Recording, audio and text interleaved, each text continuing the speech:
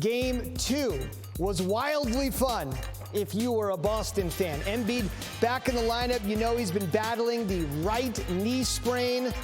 A day after being named MVP, Jason Tatum had himself a fantastic regular season.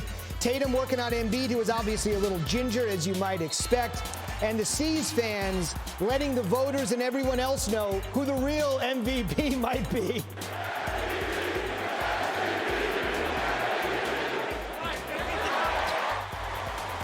After tonight, it's hard to argue. Obviously, Embiid had a terrific season, but Tatum was great. Embiid had 15 points, played 26 minutes. He wasn't so much restricted, but you knew he wouldn't be going full bore. Some people thought he wouldn't see him till Friday. Celtics up 9. Back the other way. What a block by Embiid. Sixers don't have numbers, but Tyrese Maxey's got the speed. The cup splits the 2. Sixers within 7. Jaylen Brown. Embiid meets him at the rim. That knee, Max, looks pretty darn spry. Yes, it does. Wow. Embiid, 5 blocks in the first half, the most by a Sixers player in a postseason half in the last quarter century. Let's see if they can respond. Oh, Boston would respond. Brown from downtown, he had 16 in the first half. Sixers now find themselves down 10. Embiid. It's hard to imagine when you look at the final score, Max. We were all watching this. I'm sure many of you were too at home. There was only single digits at the half. This felt like this thing was over the minute it started. In the third, Brown, he had 25. Celtics got some great contributions off the bench. Obviously, so much of the bench got a ton of action. Derek White from downtown, they're up 16. The Celtics had 20 triples. Malcolm Brogdon had 6 of those 20. Here he is, sizing it up. And he had 6, and he held, collectively, the Celtics did the Sixers to have only 6 threes of their own. So Brogdon hit 6.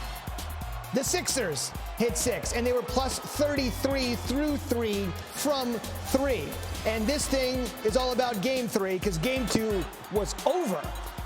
121-87, Philly's worst loss of the season. For Boston, the goal was simple, and it was achieved. You know, we were resilient. I thought it started with JB. He set the tone. And, you know, it's about setting the tone for the next game. You know, this is one game. They came out and played a great game. The first one, James played great. I thought tonight we, you know, flipped the script. I thought we did a great job on him and great job overall. But that's one game, and it doesn't mean anything if there's no carryover. We didn't move the ball. Offensively, we were pretty bad, but give them credit. I thought their ball pressure ate us up all night. I thought they pressured us. They denied us. They played in our airspace all game. But you can talk about intensity and force all you want, but when you get on the court and it's actually being applied to you, you have to be able to handle it. We didn't handle it very well tonight. Well, we'll be better.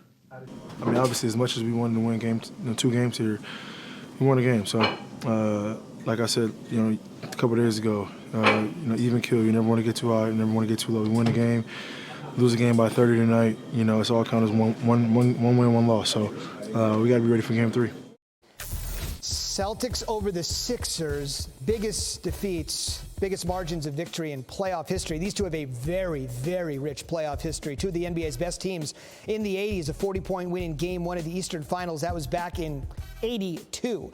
They won by 33 in the Game 5 clincher of the 2002 first round. Paul Pierce had 46, 8 triples. Antoine Walker shimmied his way to 26 of his own. And you can add to it tonight, despite an off night from Jason Tatum, they win by 34 thanks to hitting 20 triples. Malcolm Brogdon led the way with 6 from downtown, as I mentioned. Game 3 in Philly, ESPN, Friday night.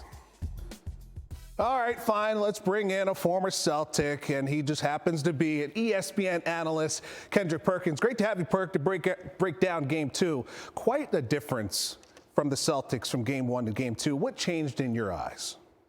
Well, I like how you brought me in, Max. You know what I'm saying? Like I was about to come in on some biased stuff towards the Celtics, and I am.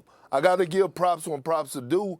The Celtics finally turned it up on the defensive end. When you have athletic wings and guards like Malcolm Brogdon, Jason Tatum, Jaylen Brown, guys to that nature, even Derek White and Marcus Smart, you're supposed to be an elite defensive team. And I thought tonight they made the 76ers play on their heels all night long, meaning they were the instigators and not the retaliators. And I thought that got them a lot of easy baskets, and they were able to get out in transition. I thought that they approached this game like it was a game 7 for them. They knew they had to get this game, and they came out with the right mindset. We know this team is going to score points. They're that talented. But when they lock in on the defensive side of things, they have shown us, even last year, that they're capable of going to the NBA Finals because they was a top 2 team defensively last year in the postseason. That perimeter defense was ridiculous. 17 of 38 the Sixers shot from 3 in game 1, just 6 of 30 in game 2. All right, we got to talk about Joel Embiid, who was not at his best, only had 9 shots. What did you see from Joel? Well, you know what? He wasn't, but at the end of the day, it was great to see him out there, right? Like, the only way you could get back into game rhythm is by actually playing the game of basketball. And I actually thought he looked pretty damn good, especially on the defensive side of things. I thought he looked explosive. I thought he got his elevation up under in his legs when he was attacking the paint. He moved pretty damn well to say he'd been out for 2 weeks, and now he done got 1 game up under him, and now he could get back to working out, running and things to that nature, and get prepared for game 3, where it's going to be a hostile environment in Philly, you know, back at home. And speaking of game 3, what's your early read for game 3 that, yeah, it's on ESPN Friday? What's your early read for this game 3? You know what? I believe Doc Rivers will have those guys fired up. I believe Joel Embiid will get back to the MVP level Joel Embiid in game 3. I know Philly is going to be fired up, and we always have to remember, role players play better at home. So we will see guys like Tobias Harris and Melton, you know, have big performances and step up. Paul Reed has been given big minutes. I believe Tyrese Maxey is due for a huge game. So they will feed off the energy of that crowd. They still have the Philadelphia 76ers are still in a good position. They split on the road. I got the Philly winning game 3 at home. The rivalry has been extended all the way back from the 50s, 60s. It's 2023, and we're still doing this thing. Kendrick Perkins, we appreciate you, bro. Hey, Max, I appreciate you, my brother.